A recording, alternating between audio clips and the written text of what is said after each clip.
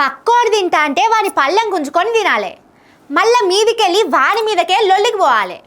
నన్ను కొట్టిండ్రు తిట్టిండ్రు అని శోకం పెట్టి ఏడవాలి. ఏండ్లకేండ్లు అదే ముచ్చట చెప్పుకుంటే బతకాలి.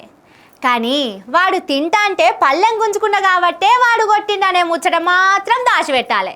సరే, ఇప్పుడు ఇదంతా ఎందుకు చెప్తున్నానో ఈ వార్త చూస్తే మీకే సమజవుతుంది. మనం ఒకసారి గతం కూడా గుర్తు చేసుకోవాలి. 2014లో రాష్ట్ర విభజన జరిగింది. కట్టుబట్టలతో మెడబట్టి మన బయటికి గెంటేశారు. ఎక్కడి నుంచి పరిపాలించాలో తెలియని పరిస్థితి. ఈయనెవలో ఎరికే కదా, పక్క రాష్ట్ర ముఖ్యమంత్రి చంద్రాలు సారు ముద్దుల కొడుకు నారా లోకేశం. ఇన్నరా ఏమంటున్నాడో? 2014లా వాళ్ళను కట్టుబట్టలతోని తెలంగాణలకెళ్లి ఎల్లగొట్టినమాట.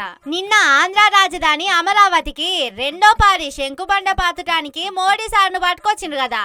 ఆ మీటింగ్ లా లోకేశం సారు ఈ మాట అన్నాడు. కట్టుబట్టలతోని ఎల్లగొట్టినమని అంటున్నాడు గాని అదే కట్టుబట్టలతోని తెలంగాణకు వచ్చి మనలను కట్టుబానిసలను చేసి దోసుకపోయిన ముచ్చట యాది మర్చినట్టున్నాడు. ఏడికి బతకపోయినా అక్కడోళ్ల బతుకులు ఆగం చేసే పని మీదనే ఉంటున్నామనే ముచ్చట కూడా మర్చినట్టున్నాడు. అప్పట్లో ఇట్లనే మద్రాసు రాష్ట్రానికి బతకబోయి అక్కడ బడాయి కథలు చేస్తే రాజాజీ అనే పెద్ద మనిషి జాడిచ్చి దాన్నినంత పని చేసిండు. ఆడిడ తిరిగొచ్చి లాస్ట్ కు మన తెలంగాణలో సొర్రిండ్రు. ఇక అటెనక ఏమైందో, వాళ్ళ ఖాందాసి ఎట్లా పెంచుకున్నారో, మన భూములు నీళ్లు నిధులు ఎట్లా మింగేసిండ్రో మనందరికీ ఎరికేనాయే.